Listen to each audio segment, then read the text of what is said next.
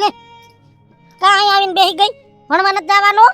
ના બા, કા હવે મારે ભણવા નથી જાવું. લે હવે ભણવા નથી જવું. આ આટલા પૈસાનું પાણી કર્યું, આ હાટું કર્યું તો ભણવા નથી જવું. ભણવા તો જવું જ પડશે. પણ બા, પણ હે ને બસમાં નથી ગમતું. તો બટા આપણે ક્યાં કરોડપતિ છે ફોર વ્હીલર લઈને જાય? આપણે તો ગરીબ માણા, તો આપણે તો બસમાં ગયું જ પોહાય ને. વાંચવું હતી કેમ બસમાં નથી જવું? ને 3-4 મહિનાથી હે ને 3-4 છોકરા હે ને બહુ હે ને મસ્તી કરે મારી બા, એટલે મારે નથી જાવું. મને નથી ગમતું. બીજી છોકરીઓ નથી આવતી કોઈ બસમાં ભેગ્યું? બીજી છોકરીઓ આવે છે ને, પણ છે ને ઈ તો ગાડી લઈને આવે હે. અને મારી ઓલી બેન પડી નથી, ઈ હવે નથી આવતી, એને ગાડી લઈ લીધી હે. તો હું બસમાં એકલી એકલી હોઉં છું ને તો છોકરા મને હે ને હરી કરે છે. કાઈ વાંધો નહીં બટા, બસમાં નથી જવું. મારી દીકરીને સારા કરે છે એટલે નથી જવું ને. આપણે ગાડી લઈ લે, તારી માં બેઠી છે ને, હજી ગમે ત્યાંથી ભેગું કરશે. હાલ મારે ભેગી હાલ. પણ બા એટલે બધા પૈસા ઈ પૈસાનું થઈ જા. હાલ તું હાલ, તારી માના હાથ પગ હાલે છે ને એટલે પૈસા જ છે. હાલ આવ. જય શ્રી કૃષ્ણ. જય શ્રી કૃષ્ણ. જય શ્રી કૃષ્ણ. આ મારી દીકરી કાજલ. જય શ્રી કૃષ્ણ. હાદુ બાપા 1 લાખ રૂપિયાની જરૂર છે. ખબર જ હતી હવે તારી છોકરી જુવાન થઈ ગઈ ને એટલે પૈસાની જરૂર પડશે. 1 લાખ 2 લાખ રૂપિયા દઉં પણ છોડીને છે ને હારે ઠેકાણે પણાવજે ધામધૂમથી. હાદુ બાપા લગનની ઉતાવળ નથી, હજી એનું ભણતર બાકી છે. એમ ક્યાંથી લગન કરી નાખીશ? પણ રાજુ બાપા ભણવામાં તકલીફ પડે એમ છે એટલે 1 લાખ રૂપિયાની જરૂર છે. કેમ કે જમાનો ખરાબ છે. મારી જુવાન દીકરી રોજ બસમાં બેહીને જાય છે ને, એમાં 4-5 છોકરા 6 મહિના થયા એની વાહે પડી ગયા ને શેરતી કરે છે. એટલે છોકરી ના પાડે છે કે મારે ભણવું નથી, પણ એના હાટુથી મેં ભાવ ગાયરો છે. એ છોડીની ખોટી ચડતી થતી હોય ને તો પોલીસ કેસ કરી નખાય. ના બાપા ના, હું ગરીબ માણસ, પોલીસના ઝમેલામાં પડવું નથી. અને પોલીસ કેસ કરીને તો દુનિયા તો દોયલી છે. આંગળી સીન તો મારી છોકરી થાય. એના કરતા રાજુ બાપા એક નાની હુની ગાડી લઈ દઉં ને તો મારી દીકરીને કોઈ ભેગું જાવું આવું ને એકલી ભણી આવે ને નહીં આવે. એટલે 1 લાખ રૂપિયા દ્યો ને તો એને એક નાની એવી ગાડી લઈ દઉં. તમારા છોકરાએ ભણતરમાં તો ઉપાડો લીધો છે. દુનિયા આખી ભણે છે પણ આવી રીતના નહીં. થોડાક માવતર સામે તો જો, થોડોક વિચાર કરાય. અને તમારા મોઢા છે, તમે ભણો એવા. તમે ભણી ગણીને કઈ મોટા હોદ્દેદાર નહીં બની જાઓ. રાજુ બાપા મારી દીકરીને એટલું બધું તમે ન કહો. અને રહી વાત હોતાની, એ તો એના ભાગમાં છે એવડો હોદો જડશે રાજુ બાપા. પણ મારે એને ભણાવવી છે એટલે તમારે એની હમું ક્યાં જોવું છે?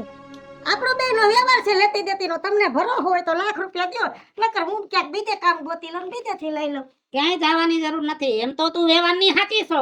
ગયા વર્ષે 50,000 રૂપિયા લઈ ગઈ તો વ્યવહારે વરાવી દીધા. અને મને લાખ દેવામાં કઈ વાંધો નથી. પણ સોડી, તમે બેન ભાઈ થઈને છે ને આ ડોહીને ખાડામાં ઉતાર દેશો. હાલ આ ડોહાને તો બોલવાની ટેવ છે. હાલ હાલ. આ ડોશીને છોકરા ભણાવવાનો બહુ શોખ છે, પણ આની જાત્રા દુવાર કે પહોંચે તો સારું.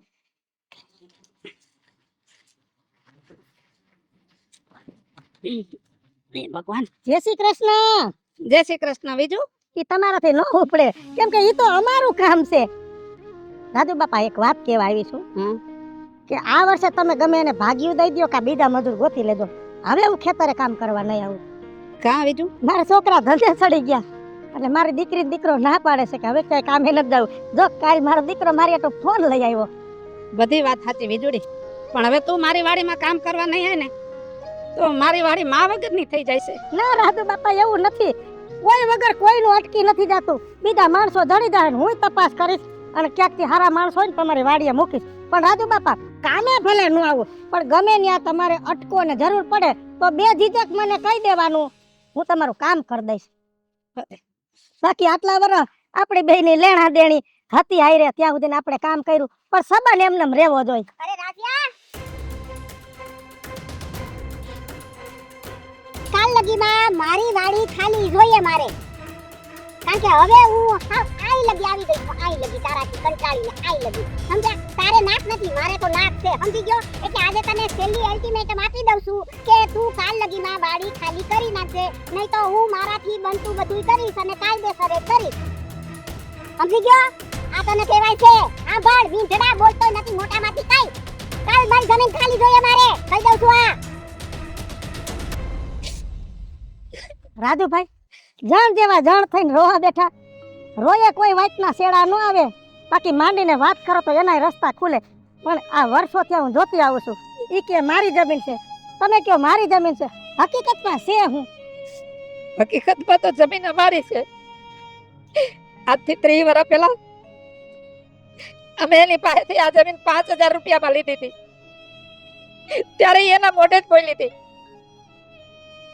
કે હાલો તમારા નામે જમીન કરી દઈ પણ ત્યારે તો બધું વિશ્વાસે હાલતો ને મારા બાપાએ એમ કીધું કે આ પતાના સ્ટેમ્પમાં લખી દો એટલે બધું આવી ગયું અને તમે બોલીને થોડા ફરી જવાના છો ત્યારે 5000 ની લીધી હતી અત્યારે આ જમીન 50 લાખ રૂપિયાની થઈ ગઈ છે એટલે એ બોલીને ફરી ગયા બીજું જમીન અમારી છે 50 ના સ્ટેમ્પમાં લખી દીધું છે અમને તમારી પાસે કાગળિયું પડ્યું છે ને હા તો પછી હું કામ મુંદાવશો આની હાટુ વકીલ રાખીને કાયદેસર તમે લડત લડો બીજું વકીલ રાખી લે વાત તારી સાચી પણ આ જમીનના મામલામાં તો લાખો રૂપિયાનો ખર્ચો થાય એ હવે મને પોહાય એમ નથી પૈસાની વાત પછી બધાય રસ્તા ખુલ્લા થઈ જાય ખમો ઘડી ખમો હાલો બટા ક્યાં એ તું આ રાજુ બાપાની વાડી આવ ગાયે ગા આવજે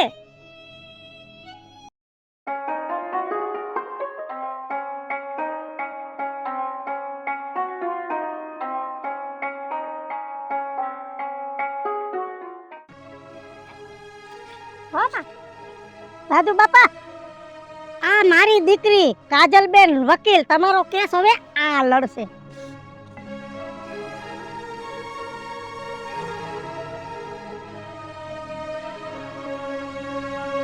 તમે ભણી ગણીને કઈ મોટા હોદ્દેદાર નહીં બની જાઓ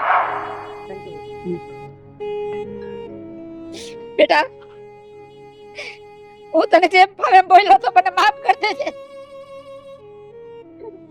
મારાથી નો કહેવાનું કહેવાય ગયું તને રાજુ બાપા તમારે માફી માંગવાની કોઈ જરૂર નથી મારે તો તમારો ઉપકાર માનવો જોઈએ ઉપકાર હા રાજુ બાપા તમે જે આકરા શબ્દો મને બોલ્યા હતા ને ઈ આકરા શબ્દોના લીધે આજે હું વકીલ બની છું અને ત્યારે જ મેં વિચારી લીધું તું કે હવે તો હું કંઈક કરીને બતાવીશ અને જુઓ આજે મેં કરી બતાવ્યું છે રાજુ બાપા હવે તમે કોઈ ઉપાધિ ના કરો તમારો કેસ હું જ લડીશ સાચી વાત છે બેટા તું મારો કેસ લડીશ પણ મારે તને થોડું ઘણું દેવું તો પડશે ને રાજુ બાપા હવે લેતી દેતીની વાત મેલી દ્યો કેમ કે લેતી દેતી તમે અમારી હવે કઈ રીતી ને એટલે તો મારી દીકરી લડવાને લાયક બની છે એટલે એ બધું ભૂલી જાવ અને હવે તમે કેસ લડવાની તૈયારી કરો નહીં બીજું કેસ નથી કરવો એ બધા માથા ભારે માણસ છે જેવી મીના છે ને એનાથી તો ઘણા તો એના છોકરા છે માથા ભારે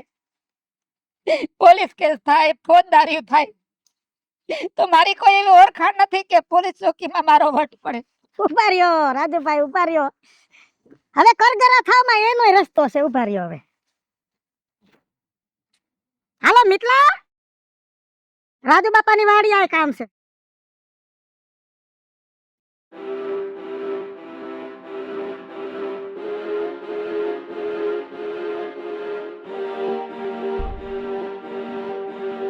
બધા હારાવાના થઈ જાય કાઈ ઉપાધિ ન કરો હા બા હું કામ હતો રાજુ બાપા ઓળખો આલે મારો દીકરો મિટલો પોલીસમાં નોકરી જડી ગઈ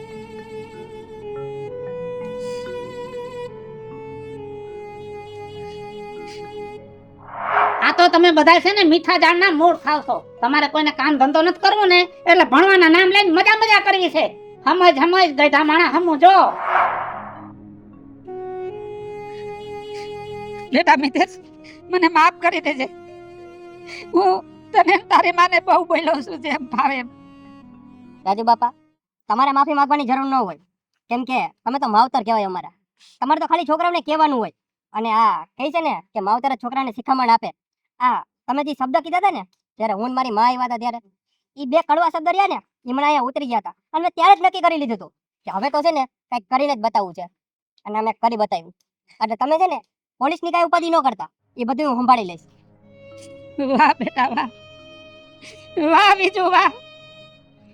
દુનિયામાં ઘણા એવા ગઈઢા માવતર છે કે સંતાનોની વાહે લોહી રેડી દે છે, પણ અમુક સંતાનો એવા કપાતર પાકે છે ને કે માવતરનું ભાવ બગાડી નાખે છે, અને અમુક સંતાન એવા હપાતર પાકે છે કે છેલ્લે માવતરનું મોત સુધારી નાખે છે.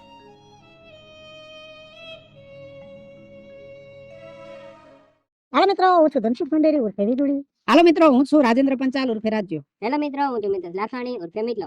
મિત્રો હું છું કાજલ સુપરપુત્રા, હું મીના શર્મા. અને મિત્રો આ વિડીયો તમને ગમે તો મારી યુટ્યુબ ચેનલ છે વીજળી કોમેડી ઓફિશિયલ, રાજ્ય ઓફિશિયલ કોમેડી, બંને ચેનલને લાઈક કરો, શેર કરો અને સબસ્ક્રાઇબ કરો.